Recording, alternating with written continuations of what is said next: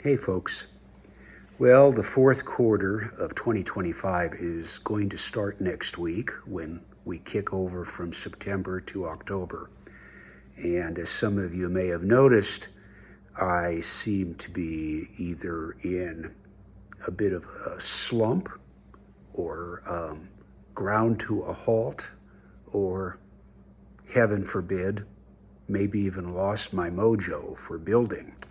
So I thought I'd take a pause and reflect and take a review of what I've actually done in the hobby room this calendar year, things completed January through September, excluding the umpteen miniature pilot figures that I've painted, which I sort of do continuously throughout the year.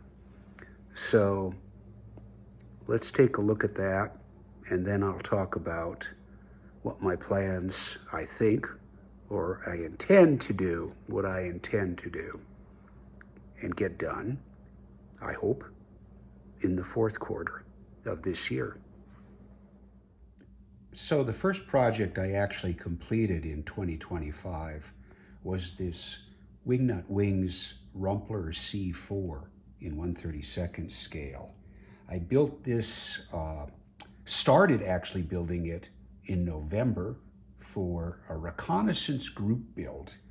The deadline was the end of February, and I actually got this finished the first week of February, although I later added the Werner Foss figure with the Wanderer motorcycle. Did that just recently, but all of this was done in the early part of the year. My first two-seater Great War airplane in 1/32 scale, and a lovely kit, as indeed most, if not all, Wingnut Wings kits are. I have not encountered one that I didn't love, but the only drawback is it's just too damn big.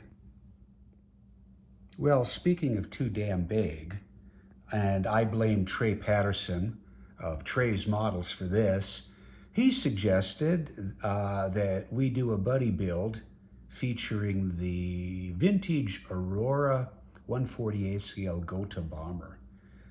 I must have mentioned in chatting with him long before that I had one of these kits, and I was game. It probably never would have been built otherwise. I built most of the Aurora single-seater planes, but this one I just said, nah, it's just too big. It'll just stay in the box. But I decided to build it, and Trey and I did a buddy build. I worked on this in February and March, got some aftermarket decals, and I spent a lot of time building a complete interior, not much of which you can see now, very little at all, of course. But I really love doing this, a big 20-inch plus wingspan of the Gotha bomber. And yeah, this one's even bigger in terms of the amount of desk space it takes up. But you know, doesn't have the precision of parts, but it fit together over precision of parts of a Wingnut Wings kit. But it was just a fun model and brought back a lot of memories building Aurora kits. So I'm almost certainly was inspired by doing that buddy build, that Aurora models would be the theme of the first group build I ever hosted. And that never would have gotten off the ground without Kyle DeHart, my friend from Indiana, agreeing and helping me out as co-host.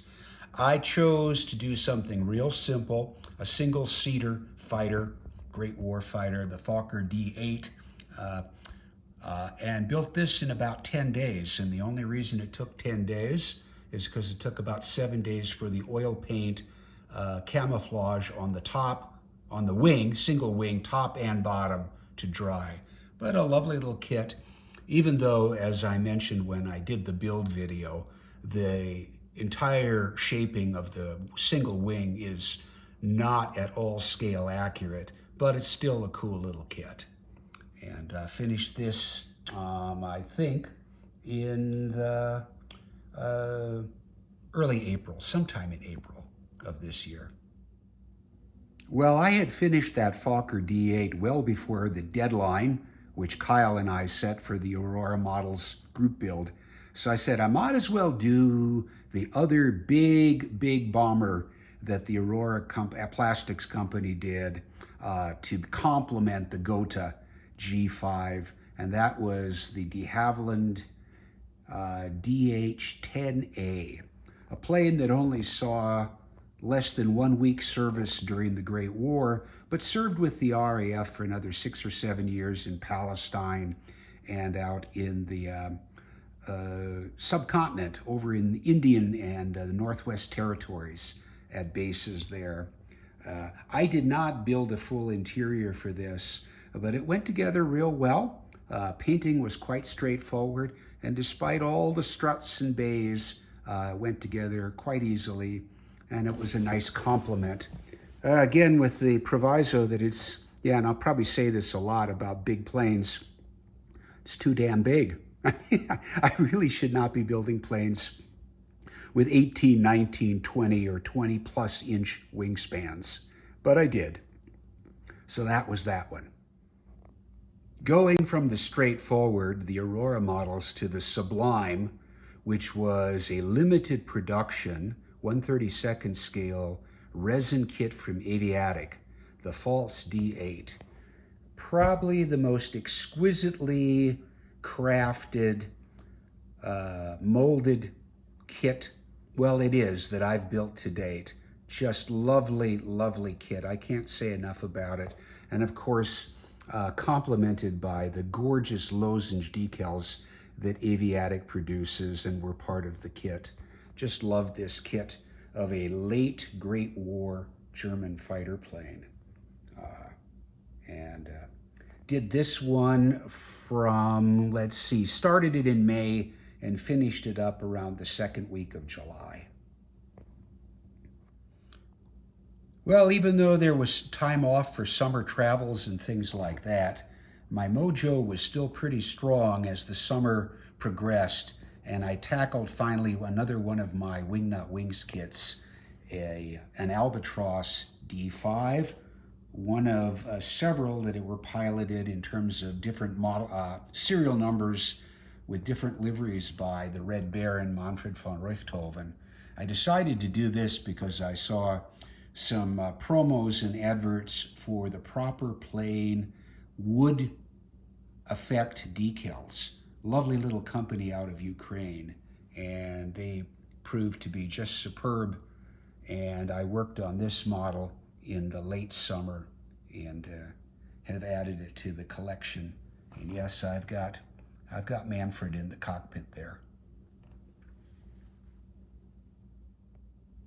And finally, something completely different. Well, not so different. Yes, it's still an airplane, but this is the Kyushu J7 W1 Shinden. Prototype of was to be a heavy bomber, an interceptor of heavy bombers, but it only flew 2 test flights just before the war ended in the Pacific. Starred in a Godzilla movie not that long ago, or at least a CGI version of it. But really a cool plane. This is a 1/48 scale Hasegawa kit, and I worked on this in August. And that's the last plastic kit that I have completed now as the fourth quarter looms. What happened to the month of September? Well, that's a different story altogether. And what my plans are for the fourth quarter of this year will be the subject of the next video.